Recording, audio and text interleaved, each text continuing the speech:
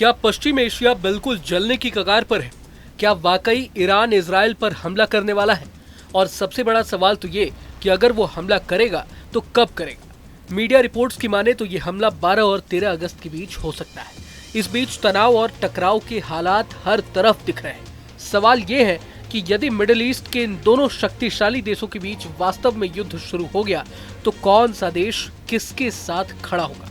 Israel को पश्चिम Asia के अंदर समर्थन नहीं मिलना है, लेकिन उसके साथ अमेरिका, फ्रांस, ब्रिटेन, जर्मनी समेत यूरोप के ज्यादातर देश खड़े हैं। ऑस्ट्रेलिया भी उसके साथ है। इन तमाम देशों के अलावा इजराइल के पीएम बेंजामिन नेतन्याहू ईरान के खिलाफ मिडिल ईस्ट में शिया मुस्लिम देशों का एक इब्राहिम अलायंस बनाने की कोशिश में जुटा हुआ है। दरअसल जब डोनाल्ड ट्रंप अमेरिका के राष्ट्रपति थे तब इजराइल ने अरब देशों के साथ अब्राहम समझौता किया था।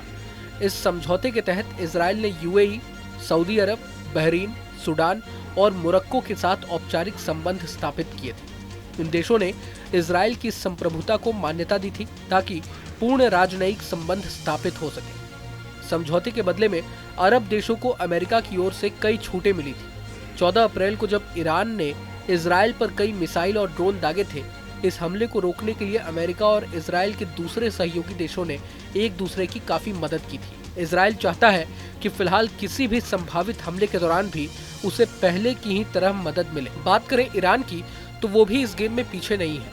ईरान को फिलिस्तीन, तुर्की, लेबनान, सीरिया, कतर, ओमान जैसे देशों का समर्थन प्राप्त है। साथ ही साथ ईरान ने हिजबुल्लाह, हूती विद्रोही, हमास और फिलिस्तीनी इस्लामिक जिहाद जैसे समूहों को मिलाकर एक्सिस ऑफ रेजिस्टेंस बना रखा है।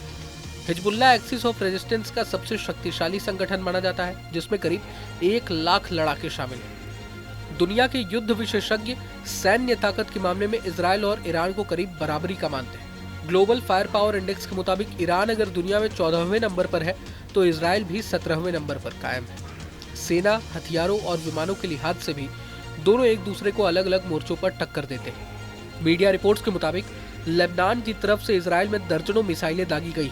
इस दौरान लगातार सायरन की आवाजें भी सुनाई देती रही। इसके बाद इजराइल ने पूरे देश में रेड अलर्ट जारी कर दिया है। हालांकि उसका दावा है कि सभी मिसाइलों को आयरन डोम ने आसमान में ही नष्ट कर दिया है। वहीं ईरान के इस्लामिक रिवॉल्यूशनरी गार्ड कॉर्प्स यानी IRGC ने हानिया की हत्या से जुड़ा बड़ा खुलासा किया है। उसके मुताबिक हमास चीफ को शॉर्ट रेंज मिसाइल फायर करके मारा गया था। इस मिसाइल में 7 किलो विस्फोटक लदा हुआ था।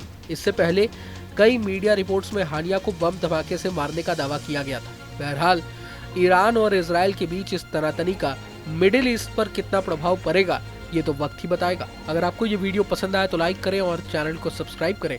वहीं तमाम बड़ी खबरों के लिए देखते रहें न्यूज नेशन। न्यूज नेशन अब व्हाट्सएप पर खबरों के ताजा अपडेट के लिए न्यूज नेशन के इस QR कोड को स्कैन करें।